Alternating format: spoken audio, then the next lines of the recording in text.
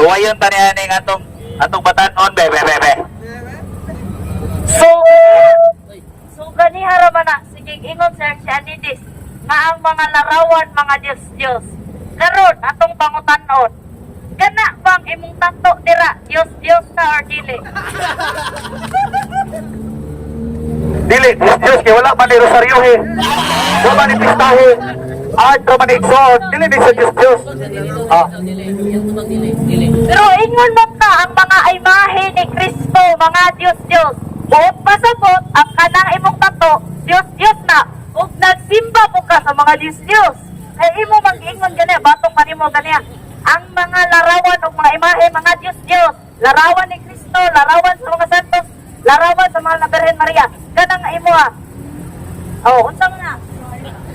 Ang Diyos, Exod, doon ay mata, dili ka kita, doon ay ilong. Wala man ni Tiel. Wala ni Tiel. Wala ni kamot. Wala ni kamot. Wala ni Tiel.